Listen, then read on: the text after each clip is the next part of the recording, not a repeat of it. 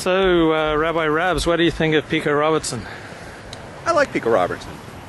How long have you been in the area? Since '87, I've been here consistently. Seen a few changes? Yeah, I'll tell you the thing that's I've noticed the most is it's blown up in terms of kosher restaurants. Yeah.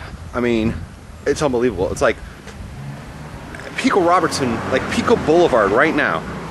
I would say no place else in the United States has that many kosher restaurants in such close proximity. The only thing that I've seen that is close is Five Towns. I mean, there's just like nothing that has it. You go on Avenue J and maybe you have like a restaurant here, a restaurant there, a restaurant. We have 5 on one little tiny block on the same side of the street. I mean, it's unbelievable. It's like you can't walk 5 feet without bumping into another kosher restaurant on Pico. And so it's like, you know, Baltimore and Lakewood, they have like the yeshivas and the mikvahs and the shuls and the learning. We have food. We have like kosher Chinese, not just one, but we have like several. We have every type of pizza on the block. I mean, it's just like everything. And so like, I don't know who goes to these restaurants. I don't know how there must be enough Jews who keep kosher now in this area to sit in all of those restaurants at the same time to keep them open. And so there must be a lot of people here that I don't even realize. I don't know how many Jews live here now. Well, I'd say within 2 miles of here, there are probably 100,000 Jews. That's a lot. That's a lot. So, yeah. There are probably 100 Orthodox synagogues, if you include minyanim and homes, within a mile and a half of 100? where we are. Yeah. Wow. So, yeah. There are a lot of hole in the walls, Fadi. Right. So, yeah, over the 23, we didn't have that 23 years ago. Yeah. I can tell you, no, there was no 100 shuls here 23 years ago. And there were very few places to go to eat, and all the restaurants on Pico were treif. You know, but slowly, like, you can't open a treif restaurant anymore on Pico. Yeah. It's going to go out of business. Yeah.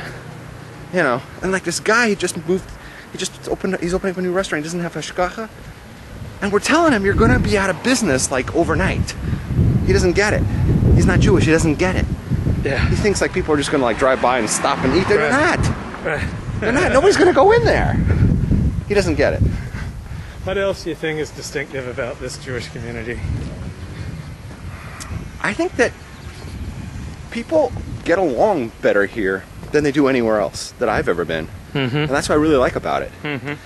Like, even the other side of town, it's a little bit more icky, sticky, and stuffy, and Yeah. it's, you know, here, like, let me give you an example.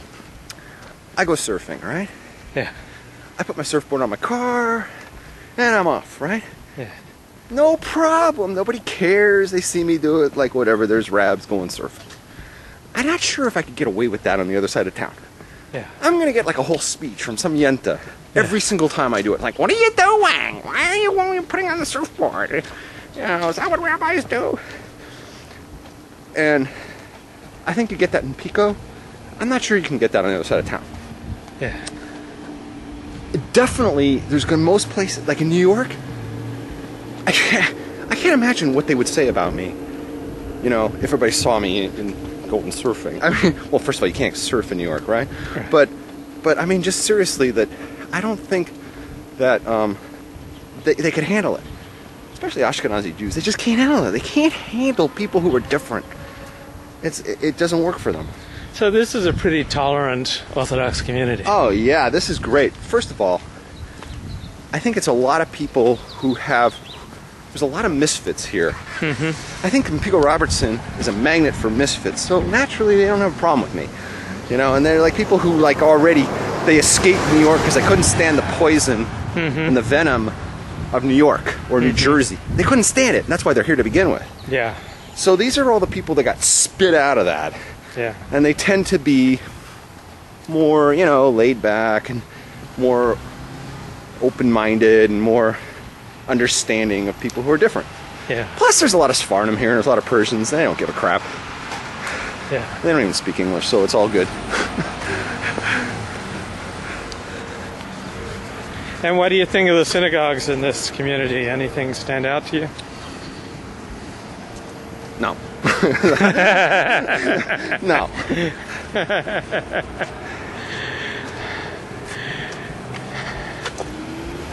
Are we going to go down Pico? Yeah. Is that okay? Yeah, sure. We should go by Schwartz's. Okay. It's the best bakery around. Which way is Schwartz's? This way, right? That way. What are your favorite kosher restaurants in this community? Okay, I get to plug my favorites, yeah? Yeah. My favorite one is Milky Way. Yeah. I'm friends with the owner and I love her, and she's like family to me, so I love Milky Way. She hasn't raised her prices since she opened, which was like what, like 1980 or something, like 1970 something, and they're the same prices, same menu, same misprints on typos on the menu that she's had for 30 years. She's never raised the prices. Yeah. It's like going to Denny's, you know. It's incredible that you can get like real food there, and the prices are dirt cheap comparatively. So Milky Way is bar none. It's just by far the best restaurant. This one's already closed. Look at that.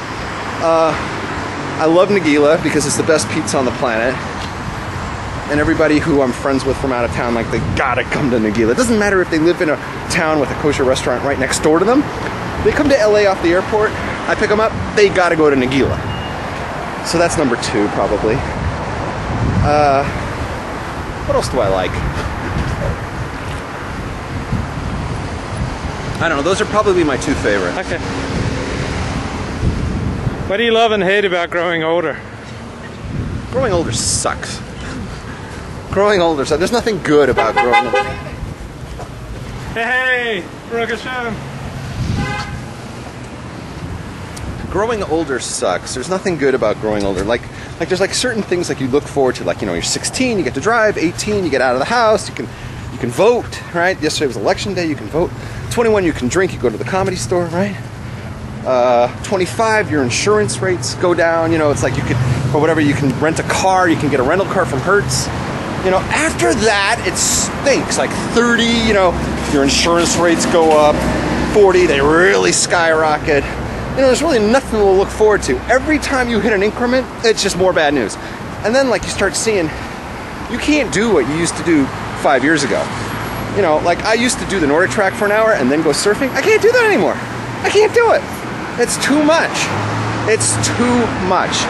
And then you're like, no matter how much you try, you start getting fatter, and it's just like, it stinks. Once you hit like 25, 30, it's all downhill. Anything you like about growing older?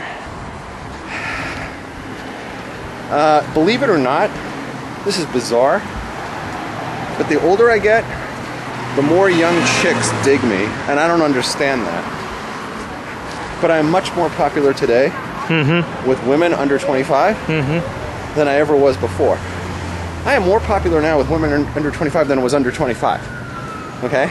Yeah. It's unbelievable to me. But whatever, the women who were attracted to me, ever since I turned 40, that's when I became attracted to them.